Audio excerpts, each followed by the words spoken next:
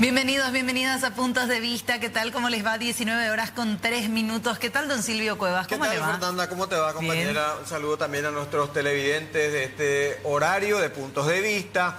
Y hoy vamos a desarrollar nuevamente varios temas de interés, por supuesto, y de actualidad. Así es. Entre ellos, tema salario mínimo. Ya enseguida vamos a estar con nuestros invitados de la noche. Pero además de eso también ya se venía adelantando, de hecho, que en los últimos días hemos tenido de invitado también aquí el señor Alcides Riveros, nuevo presidente del Partido Liberal Radical Auténtico, en donde ahora se está realizando la proclamación ya de las autoridades. Es así, en el local de la sede del PLRA, sobre la calle Iturbe, ya tomamos la señal en vivo de este acto de proclamación de las autoridades electas del PLRA. Ya.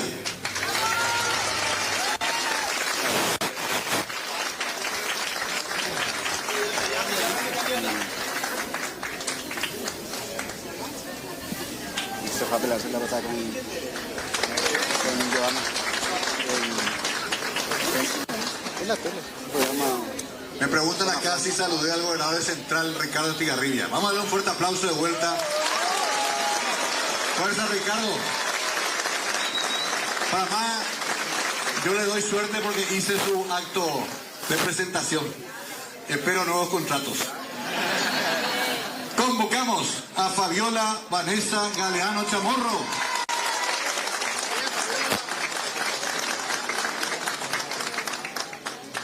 Mientras otros partidos desplazan a las mujeres, el Partido Liberal integra su directorio con mujeres jóvenes y valientes.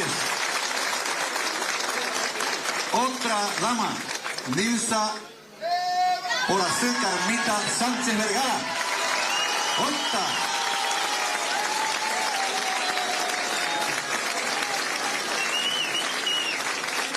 Julián Bareté, liberal.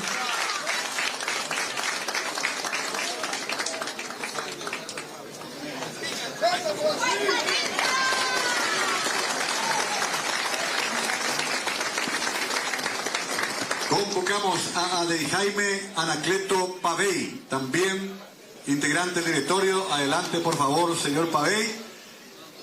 También le damos un aplauso y le damos paso, por favor. Del Alto Paraná, otra zona de fuerte presencia liberal, trabajando igualmente para el cambio en todo el territorio nacional. Ahí está, Jaime Anacleto Pavey. Mientras tanto,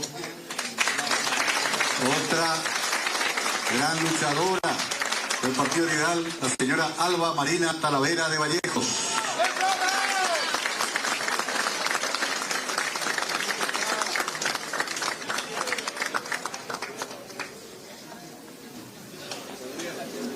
La profe Alba, firme con el Partido Liberal, trabajando por la democracia. Seguimos con David Atilio Llano Pereira.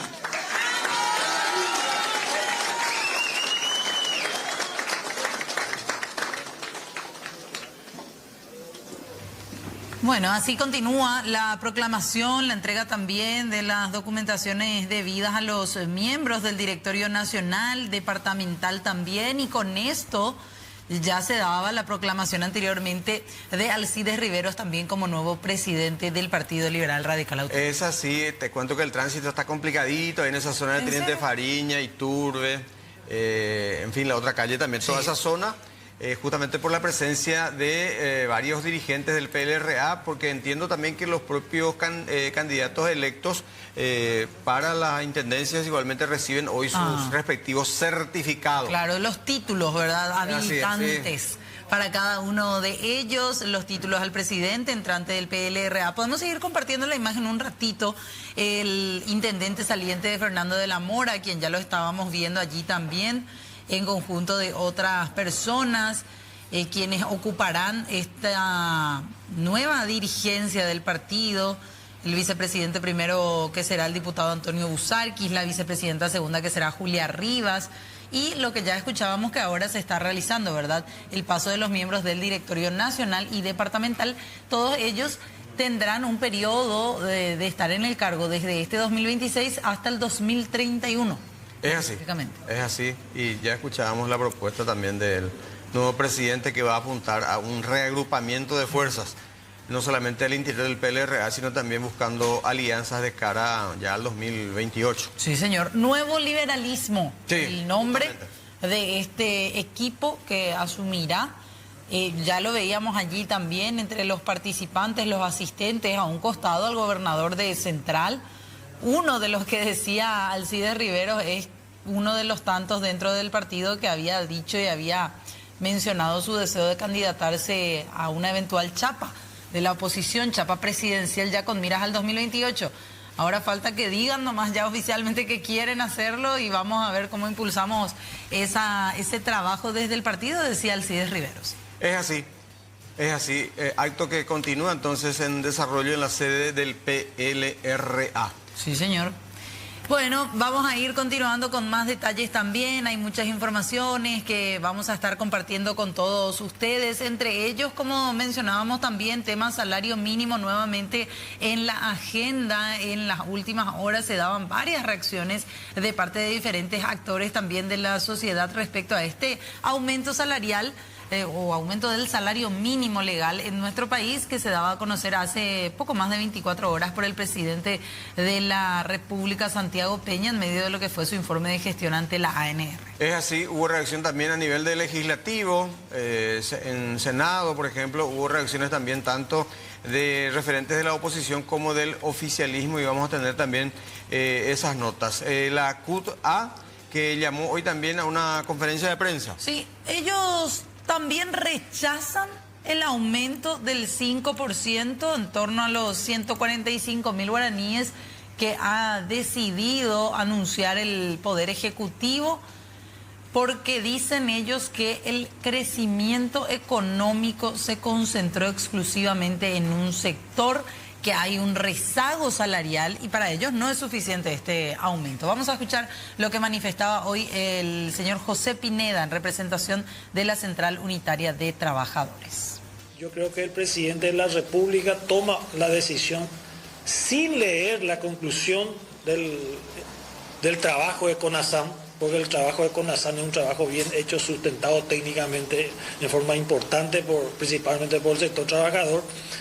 Y sin embargo, ayer el presidente a temprana hora tomó la decisión de anunciar y de ir a anunciar en un espacio no muy propicio, que digamos que en el local de un local partidario, cuando que era el momento nosotros habíamos solicitado una conversación con el presidente de la República para explicarle la motivación y los fundamentos de nuestro pedido del 22,3%. Para nosotros el 5% decretado por el presidente de la República es absolutamente insuficiente. Por eso rechazamos ese aumento, porque la pérdida que tiene el sector trabajador hoy es demasiado importante. Y además hay elementos contundentes que la clase política, la clase empresarial debe tener en cuenta. Si el Banco Central del Paraguay, entidad que mide el IPC en la República del Paraguay, dice que su IPC medido es solo para su política monetaria y no debería ser usado para reajustar el salario mínimo, porque no mide la variación del costo de vida de la canasta básica, pues nosotros no podemos seguir aferrados a una medición que denota una falsedad, que denota una mentira y que denota una maniobra. Porque definitivamente la inflación del Banco Central del Paraguay del 2,4% interanual hoy ya no lo cree nadie. El 90% de los trabajadores del sector privado ganan el salario mínimo. Y a ese 90% del sector privado le estamos jodiendo la vida. Porque le estamos aplicando un reajuste mentiroso, un reajuste engañoso, un reajuste maniobrero que solo beneficia a un corto número de personas que hace la clase empresarial y la clase política. Bueno, ahí está parte de lo que mencionaba José Pineda. Ellos también, como Central de Trabajadores, anunciaban un congreso unitario de trabajadores que se realizará en los próximos días para ver qué medidas terminan tomando también en torno a esta determinación que se dio a conocer ayer por parte del Ejecutivo. Tal cual. Bueno, ya están con nosotros nuestros invitados. Agradecemos la presencia de la doctora Pilar Callizo. ¿Cómo le va? Buenas noches. Gracias por llegarse hasta acá. Gracias por la invitación. Gracias, gracias. También está con nosotros el ingeniero Enrique Duarte. ¿Qué tal? ¿Cómo le va? Realmente un gusto siempre estar en esta casa, ¿verdad? Gracias. Estamos acá. Yo aclaro que le estoy reemplazando al titular de la silla, Diego Marini. Sí, Diego. Sí, que está ahí. Pero cuando hay gente de calidad, el paso es perfecto. No Gracias, se siente señor, la muy amable. Muy amable. Gracias. Bueno, creo que escuchando un poco, al fin y al cabo, Silvio, doctora Pilar, ingeniero Enrique Duarte también, como que ningún sector quedó muy contento, ni el sector empresarial por otros motivos, ni el sector trabajador también, doctora Pilar Callizo, con este aumento del 5% del salario. Así es, y como estábamos fuera de cámara comentando, son temas, o es un tema que se repite todos los años y que lamentablemente se repite de la misma manera en cuanto a que ambas partes no quedan conformes, ¿verdad? Normalmente los países demuestran su nivel de civilización en la medida que saben gestionar sus conflictos. Y con esto que acabo de decir, evidentemente el nuestro es bastante bajo, porque año tras año debatimos el mismo tema y hasta ahora no hemos conseguido encontrar un punto de inflexión para que, aunque hayan diferencias, al final resulte en una práctica que conforme queden las dos partes, ¿verdad?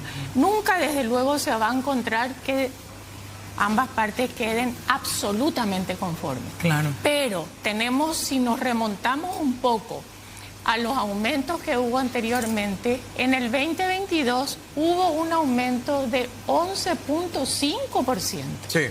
¿Verdad? Sí.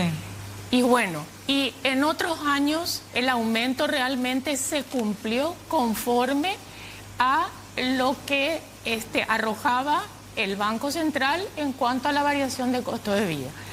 En esta oportunidad sale del esquema, pero lamentablemente sale del esquema y vemos que ambas partes están con una confrontación bastante fuerte porque ni siquiera la CONASAN pudo sacar una recomendación acordada entre las partes, ¿verdad? Y por su parte, ingeniero, usted, sabemos, es presidente de la UIP, también viene en representación de FEPRINCO. ¿Qué es lo que preocupa de este aumento del 5%? ¿Está de acuerdo o no con algunas cuestiones que menciona aquí la doctora Callizo también? A ver, yo en parte estoy de acuerdo con lo que dice Pilar, pero quiero aclarar algo. Acá no es una cuestión de conflicto. Es una cuestión de entender de que cuando existe una norma legal hay que cumplirla. Yo recuerdo que en el año 2016, sí, cuando se negoció, vamos a llamar, el cambio del marco normativo que rige al tema del salario mínimo, que fue el cambio del artículo 255 del Código y la derogación del 256, vos me corregirás. Así es. Pilar. Sí. Se discutió mucho, algunos estuvieron de acuerdo, otros no, pero bueno, se llegó a eso, es lo que rigió. Y desde aquella época hasta este año, ¿verdad? Antes de este evento, se cumplió y siguió exactamente y se aplicó. Se podrá haber discutido lo que sea, pero se aplicó lo que la norma establece. Porque anteriormente, perdón que lo interrumpa, era en base a inflación de 2 dígitos, 10% para arriba. Claro, que cuando se llegaba al 10% se revisaba. Bueno, yo quiero aclarar nuestra posición. En primer lugar, quiero dejar bien claro de que la posición a través de FEPRINCO no es una cuestión monetaria.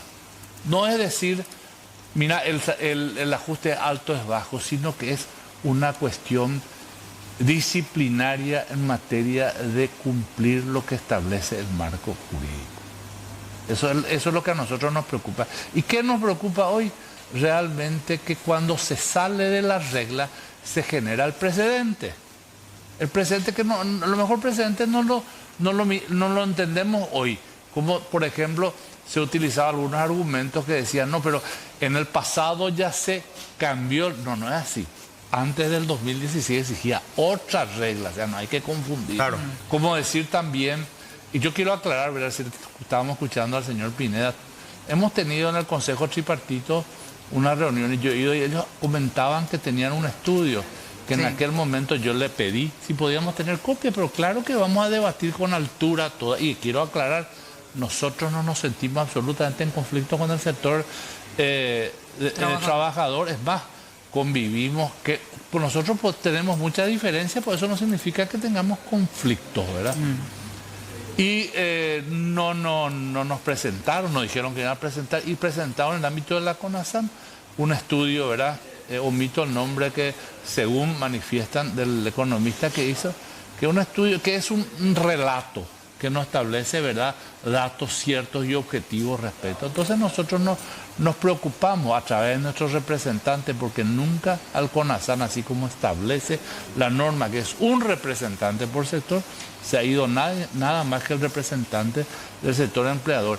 Y hemos preparado un documento bastante extenso en donde explicábamos el por qué nosotros consideramos los errores de conceptos en ese documento, y no tenemos ningún problema de hacerlo público y compartir con ustedes, ¿verdad? Entonces, el problema no pasa por ahí. Por otro lado, siempre tenemos que, cuando queremos cambiar las condiciones, analizar las consecuencias, el impacto que tiene sobre todo. ¿Qué impacto puede tener esto, ingeniero? ¿Qué te parece? La propia OIT, ¿verdad?, hizo un informe sobre todo el marco tributario paraguayo, sobre el cual incide el salario mínimo, ¿verdad? Y sobre todo aquellos marcos contractuales que hacen ajustes de precios.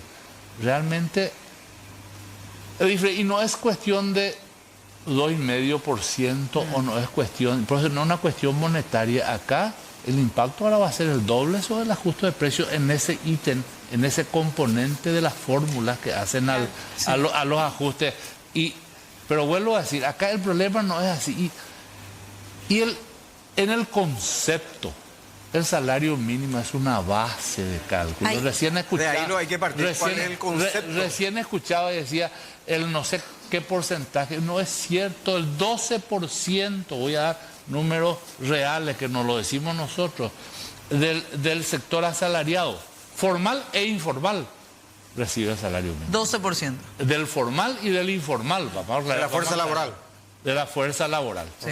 O sea, es para que hagamos análisis de impacto. En segundo lugar, no alcanza. Sí, yo puedo estar seguro que no alcanza, porque hay otros problemas que suman al problema del trabajador, que es el caso del transporte público, que es cierto, se está trabajando sobre el caso de salud, que erosionan el bolsillo del trabajador. Carcoma. Comparar el año 97-98 con el 2026 tampoco no es tan sencillo. En el 1998 la familia tenía, según nuestros propios datos, ¿verdad?, de los censos, 4,3 integrantes por familia y un aportante del ingreso de la familia. Hoy, por el propio censo, establece que la familia tiene 3,2 integrantes y la pareja aporta al salario. Los niveles de pobreza, dato oficial del Estado paraguayo, establecen cuáles son monetariamente los niveles de pobreza. Entonces, yo creo que nosotros tenemos que buscar, si queremos buscar los argumentos, en dónde está realmente el problema y buscar solución a esos problemas. Porque por decreto no vamos a solucionar. Nosotros vamos a solucionar generando más empleo, mejores trabajos, trabajo de calidad, mejores pagados, con mejores niveles de profesionalización. Y no es una receta paraguaya, es lo que ocurrió en todo el mundo. Claro. Doctora, ¿usted quería agregar algo? Yo coincido en que lamentablemente la situación del país hace que el impacto en el salario del trabajador sea mucho mayor en cuanto a la disponibilidad que tiene por las carencias que tienen en cuestiones básicas que el Estado está obligado a dar. La salud es uno de esos aspectos, también educación, etcétera, ¿verdad? Ahora, realmente, según los datos que yo tengo, ¿verdad?, o sea, estadísticos, Nosotros tenemos una población asalariada de aproximadamente 1.600.000 trabajadores, ¿verdad? De ese 1 millón, en realidad 1.844.000, tenemos un 17%, 300 y tanto, que son los que perciben el salario mínimo. A diferencia de 700.000, que son más o menos 34%, que no perciben el mínimo. Por debajo. Que están por debajo. Y después el resto que están ya por encima del mínimo. Ese número y algo más, Pilar. Y ese gran porcentaje, perdón, es el 12% que tiene dato oficial. Exacto. Del gobierno. Y que de ese % mayormente son asalariados, formales o informales, de micro y pequeñas empresas. Sí, pero ahí yo quiero decir algo. En realidad la capacidad de control que tiene el Ministerio del Trabajo y Seguridad Social es muy bajo. Por lo tanto, el tema que el porcentaje de trabajadores están recibiendo como piso el salario mínimo, yo no coincido con eso. Yo creo que es al contrario. Es decir, en nuestro país, lamentablemente, en otros países sí, el salario mínimo es el piso, a partir de ahí, la base, a partir de ahí se negocia. En Paraguay, lamentablemente, sobre todo, trabajo doméstico, muy por debajo del salario mínimo. Y otras actividades que hacen que impacte fuertemente, por ejemplo, a la mujer trabajadora, porque la garantía constitucional es a igual trabajo, igual salario, pero eso tampoco se aplica. Y tenemos también ciertos sectores, sobre todo en el área rural, en donde el salario mínimo es muy poco cumplido o se utiliza como techo del salario que ese trabajador percibe. Una consulta ahí en ese punto, doctora. ¿Hay posibilidad de que con este aumento del 5% aumente esa brecha de trabajadores que se encuentran por debajo del salario mínimo? Yo creo que sí, y en eso creo que vamos a coincidir en cuanto al esfuerzo que se hizo y que se está haciendo para, sobre todo, desde sectores gremiales y la sociedad civil, de que las MIPYMES puedan ir escalando y posicionándose mejor dentro de la formalización. Claro. Esto lo que va a hacer es empujar a más micro y pequeñas empresas a caer en la informalidad. O a que se le imposibilite o facilite el que pueda ir generando mejores condiciones para poder sostenerse, desarrollarse y sostenerse en el tiempo, ¿verdad? Claro. Y también, perdón, un aspecto que se señalaba en distintos sectores es que esta decisión fue, por un lado, política, ¿verdad? Coincidimos en eso seguramente entre todos, pero por el otro, dando a entender incluso que el presidente incumplió una norma, prácticamente lo que establece el artículo 255 justamente de esta ley modificatoria del año 2016, y al abrogarse una competencia que no tendría el titular del Ejecutivo al establecer un monto por encima de lo que contempla el índice de inflación que reportó el Banco Central. ¿Cuál es la posición del gremio empresarial sobre ese aspecto, ingeniero? Nuestra posición es clara, ¿verdad? Nosotros, ¿verdad?, rechazamos el procedimiento. Ahora, eso no significa que nos cerramos. Absolutamente, cuando hay crisis es el momento en que hay que establecer el diálogo. Hay que establecer los puentes, buscar las soluciones.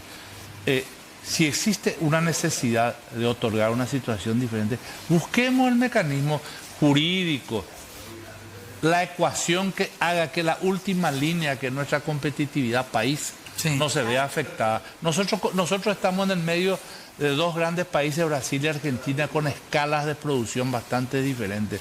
Yo puedo hablar de la industria y después con Pilar vamos a discutir el tema de los números y el tema... Yo en algunas cosas de lo que decía coincido, otras que no. Por ejemplo, hoy en el trabajo femenino la cosa es muy diferente a lo que ocurría hace unos años. Pero nosotros tenemos que preservar nuestra competitividad. Hace 15 años las góndolas de los supermercados tenían un 25% de productos nacionales. Hoy tienen el 75%. Y eso se logró realmente a pesar del contrabando, el problema argentino, todo, se logró eso. Entonces nosotros tenemos que preservar eso. ¿Por qué? Porque estamos preservando el empleo. La economía. Nuestro problema en este país es el empleo. Primero, asegurar el empleo. Segundo, transitar hacia empleos de calidad. Y no existe otra forma. Es inversión, traer tecnología, buscar poder competir contra las escalas de estos dos países y contra nuestra mediterraneidad. Pero esa aparte, es una realidad. Quiero hacer nomás ahí con esa reflexión. Resulta que el gobierno habla de resultados macroeconómicos grandilocuentes. Está bien, me parece fantástico que hayan esos resultados macroeconómicos, pero eso tiene que bajar. Tiene que bajar a la satisfacción. Y estamos de acuerdo. Bueno, pero la fórmula para bajar es claro, generar la capacidad de consumo, y eso solamente a través del empleo y el empleo de calidad. Claro, pero entonces, ¿cómo le explicas a los trabajadores? Y eso no podemos perder de vista. Por eso yo hablaba de conflicto. Porque el problema cuando trasciende a las partes, que es lo que pasó, porque ya no quedó solamente en las partes, porque trascendió, ya se vuelve un conflicto. Y no hay que tener miedo al conflicto, porque justamente lo que hay que hacer es dialogar. Claro. ¿Verdad? Y nosotros acá en Paraguay, lamentablemente, no hemos conseguido tener el pacto social que nos permita llevar por buen conducto todos estos temas que hacen a la relación obrero-patronal.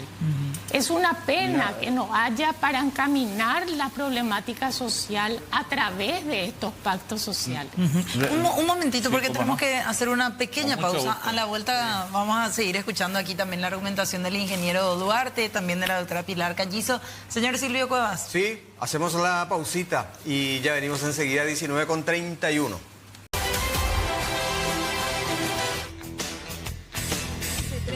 3.040.000 guaraníes, ¿le parece suficiente, insuficiente? ¿Qué opinión le merece? Y la verdad que me parece insuficiente, porque al final sube todo y es la misma cosa al final. Y estamos luchando día a día para poder sobrellevar, porque hoy en día la canasta básica lo que está muy cara. Y eso hay que ver lo que realmente necesita la familia básica acá paraguaya. Se tiene que hacer el análisis mucho mejor, más profundamente, ¿verdad? ¿Qué le sirve al mensualero? No le sirve de nada. Si la cosa sube y sube y sube. Yo creo que sí, tiene que ir subiendo en forma gradual. Creo que es justo y necesario, pero a pesar de eso también van a ir subiendo los costos, los empresarios, y al final el consumidor final es quien termina cargando con todo. Pero no, no convenir. Porque no va a calle, así nada, no va informalmente, no va allá, porque no es sueldo fijo. He visto la 145.000 guaní, veamos, o en Boria no convenir, la cosa yo pido, güey, y más. La petróleo, yo pido combustible, o misma la solucionamos, estrello, move, ando güey, la agua, pie, no güey. La percepción y el análisis rapidito de la gente de la calle, el trabajador común, ordinario, y al final coincidimos que estamos en un círculo vicioso. ¿A quién beneficia esta medida? A nadie. Es importante mencionar, si me permiten, ¿verdad?, para ver cómo se va a aplicar esto. ¿Por qué? Porque a partir del 1 de julio empieza a correr este aumento del 5%. Dije a partir de ahí. Sí. Ahora, es importante que quienes están viendo este programa sepan que para los mensualeros, entonces deberán esperar para recibir el aumento hasta el 31 de julio o la fecha que paga cada empresa, ¿verdad? Mientras que para los jornaleros tal vez perciben por día o por semana o por quincena, ya empezará a correr desde el momento que se inicia el... Para los formales. Claro. Sí, para los formales, claro. O sea, los demás o caerán más en la informalidad o lamentablemente no van a tener ningún tipo de aumento. Ahora, se hablaba, y ambos hablaban de buscar soluciones, de abrir el diálogo. ¿Cuál es la fórmula? ¿Cuál es la fórmula que proponen? ¿Hay alguna salida que se pueda dar, ingeniero, para, no sé si cambiar la forma de cálculo? Porque al fin y al cabo al sector trabajador, si este 5% a muchos no les gustó porque dicen es demasiado poco, mucho menos rigiéndose por ese 2,4% que es el acumulado de inflación, iba a caer bien, para nada de hecho, ¿verdad? Si no estamos de acuerdo con el marco normativo, trabajemos, busquemos qué hacer mirando siempre la competitividad país, o sea, el empleo formal, eso es lo que decimos ya, y hay muchas fórmulas para manejar esto, ¿verdad? Hoy, te voy a dar un ejemplo nomás, sí. El tema de la estabilidad laboral no es un problema entre empleador y trabajador, es un problema entre un área judicial y las empresas, ¿verdad? En donde genera totalmente imprevisibilidad a la inversión. Un ejemplo te estoy dando, ¿verdad? Hay que buscar, perdón, no me gusta el hay que. Hay maneras de encontrar puntos de coincidencia, porque realmente a nadie le viene bien esto, si es justo o injusto. Es tan difícil de responder esa pregunta. La palabra es legal. Es legal el argumento, lo que establece la ley. Ahora, ¿Es ilegal entonces lo que hizo Santiago Peña? Nosotros consideramos que no se ajusta al marco normativo. ¿Y qué van a hacer respecto a eso? Yo no te puedo decir porque las acciones acá como abogado me decís son de acción particular y no de acción general, sí, en materia de ¿verdad, Pilar? Sí. Entonces, ahora, ¿cómo se soluciona? La solución tampoco no está en el corto plazo. Pero Paraguay es uno de los países que tiene la menor productividad laboral. Por varias razones. Hay razones que vienen desde la parte educativa y otras como, digo, hoy por ejemplo hemos hecho una encuesta que el trabajador, sobre todo del área metropolitana, prefiere ir a trabajar a un lugar donde gana menos, pero donde dependa menos del transporte público. Claro, que le quede más y genera una movilidad laboral permanente que atenta contra ¿qué? Contra la productividad, porque vos formaste gente para que tenga una productividad, de repente por razones no laborales decides salir y tenés que volver a formar, y el esquema productivo, que es la productividad, pierde. Entonces, hay soluciones que no, y después otras que vienen, ¿verdad? Ya la parte de educación, ¿verdad? Hoy hay una generación que no se formó con habilidades blandas. Muy deficiente. Entonces, exactamente. Y hay que discutir todas estas cosas. Hay que replantear muchos aspectos. Pero creo que también, porque no existe empleador que no quiera colaboradores contentos. Pero además de eso, también fuera de las habilidades blandas, las cuestiones arraigadas en sí al sector empleador, al sector trabajador, acá la realidad es que la gente no llega a fin de mes, ni siquiera ganando el salario mínimo, ni siquiera ganando un poco más. Eso va a traer mayor inflación. Y por eso. Por eso yo quiero hacer una propuesta concreta. Claro. Y un desafío para el sector empresarial. A ver. Para iniciar ese diálogo, yo creo que se tiene que demostrar también que existe disposición de buscar los caminos que conduzcan a que las partes se acerquen en una mesa de negociación. Y esa es una función que inclusive si yo hubiera estado en el lugar del presidente, hubiera liderado. Porque es lo que se tiene que hacer. Ahora, cuando se tiene este tipo de conflictos, ¿verdad? Mojarse la camiseta y emprenderla. Lo que sí se podría, como primera medida, es ver de encontrar un acuerdo para que no suban, porque de nuevo la inflación va otra vez a consumir lo poco que se ha aumentado, ese 5%. Así mismo, es porque y el año que viene vamos a estar en lo mismo. Va a subir en el mismo porcentaje del ajuste y los costos no van a subir. Entonces hay mucho, vamos a hablar claro, acá tenemos que ser autocríticos, ¿verdad? Así es. Hay mucho de ética, digamos, empresarial también en todo esto, ¿verdad? Por supuesto. Claro. Porque hoy me preguntaba un periodista, ¿y usted cree, cuánto cree que van a subir las cosas? Y no sé, la verdad que no sé, ¿verdad? Porque depende mucho de cómo se maneje, de cómo maneje la competencia, cómo maneje el producto extranjero con relación a nacional. Bueno, pero ayer ahora yo también apelo y aprovecho acá el momento de decir, nuestra Constitución establece que somos un Estado social de derecho, ¿verdad? No deberíamos tener controles de precios, pero sí tenemos que tener una alta ética profesional, ¿verdad?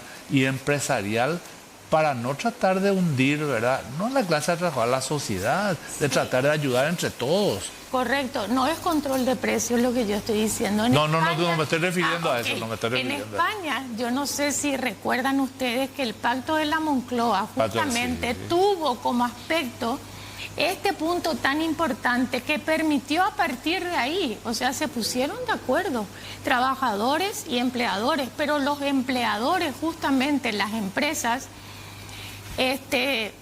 dijeron, ganaremos menos, pero vamos a dar este paso. Y yo creo que es el momento, ya que el presidente asumió este desafío de no someterse a lo que dice la ley, a pesar de que en ese sentido yo quiero decir que el propio Código del Trabajo, para el análisis del salario mínimo, también habla de la coyuntura económica. Sí, habla, pero... Y se basaron en eso, decían. También los sectores, las particularidades en lo urbano, en lo rural, etcétera. Bueno, pero fue muy deficiente el decreto para poder saber en qué se basaron. Entonces yo creo que el presidente de la República debería convocar a una mesa de diálogo. De ambos sectores. Yo estoy de acuerdo contigo, siempre vamos a estar de acuerdo en el diálogo, yo no veo ningún problema con sentarnos con como siempre hemos hecho, ¿verdad?, con el sector trabajador, pero en nada, Pilar, en nada, queridos amigos, ayuda. Yo les quiero mostrar el acta que me trajeron ayer elaborado dentro del CONASAM. Realmente da pena. Y más pena me ha dado las declaraciones posteriores de nuestra ministra de Trabajo. Honestamente, cuando siempre tratamos de trabajar, da pena porque en lugar de generar las condiciones para el diálogo, para mejorar, para ir, se para. Yo no sé qué buscamos, honestamente digo. No, al contrario. No sé qué es lo que queremos. ¿Queremos protagonismo? ¿O qué? Como yo siempre digo, nosotros tenemos que mirar qué país queremos. Y ahí hay que partir. Y hacia ahí tenemos que ir. Tenemos que, claro. ¿Cómo queremos posicionarnos? Así mismo es. Entonces, el debate va mucho más allá y yo, disculpa, no quiero ofenderle absolutamente a nadie, pero cuando digo que me apena, ¿verdad? Así como dije, me dice, está enojado, ¿no? Yo realmente estoy apenado por la forma que mi amigo, el presidente de la República, ¿verdad?, llevó esto. No, me apena, ¿verdad? Porque yo creo que se podría manejar de otra forma. Y ahora falta, digamos, que el Ministerio del Trabajo también reglamente... Va a sacar la reglamentación del decreto y sobre eso entonces se va a establecer... Para distintas áreas, digamos. Por los sectores. Claro, los sectores. Ahora, es un mecanismo normal. ¿Se cumple también? Es un mecanismo normal. Sí, ¿Y quién controla el cumplimiento de eso? El problema no, la informalidad, lo que vos me querés decir... Y el problema es que también tiene que existir institucionalidad en materia, vamos a hablar ya en materia del control del empleo, ¿verdad? Y realmente acá, en vez de institucionalidad, en muchos casos lo que hay es complicidad, que es otra cosa.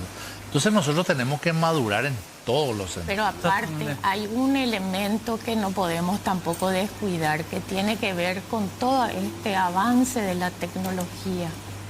Todo lo que significa hoy las diferentes maneras de producción que existe, mecanizada, que hace que también la mano de obra se vaya desplazando.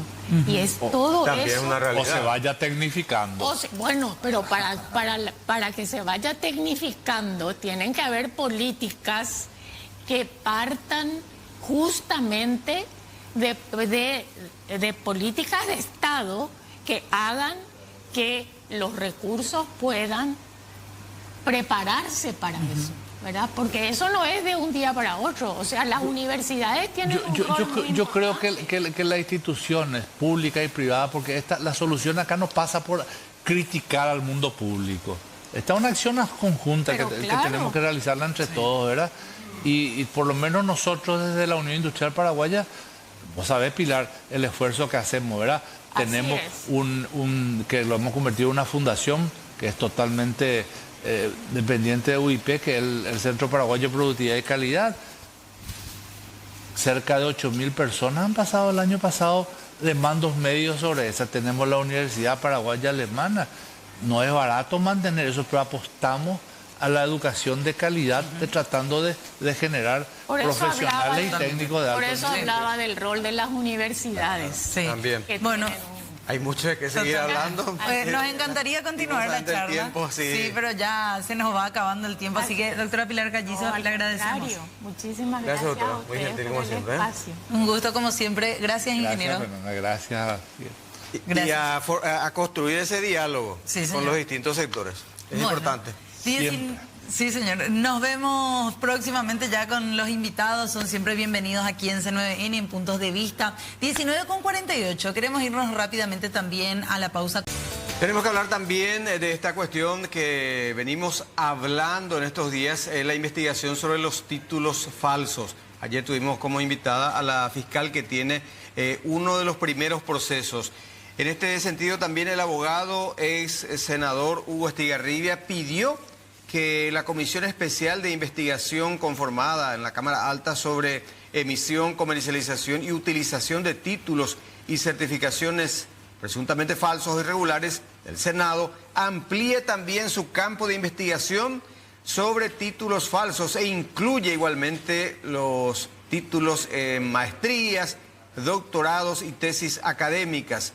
Indicó que muchos de estos antecedentes son utilizados para acceder a cargos de alta relevancia en la justicia y otras instituciones públicas, por lo que deben ser sometidos también a un riguroso control. Estigarribia advirtió sobre presuntos casos de plagio en tesis y cuestionó también la falta de rigor académico en algunos procesos de formación.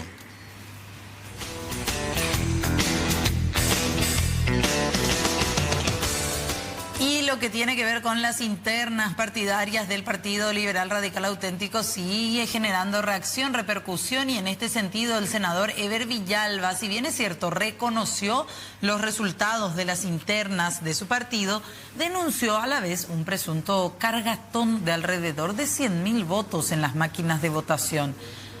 No se entiende muy bien cómo es que reconoce entonces las elecciones, ¿verdad? Afirmó que estas cargas se habrían registrado en zonas donde no existió una competencia real entre candidatos, ahí está, principalmente en Alto Paraguay, Boquerón y otros puntos del país.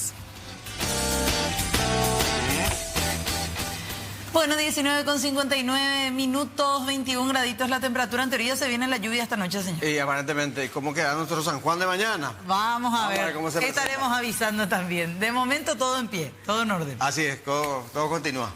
Bueno, nos vamos. Será hasta mañana. Chao, chao.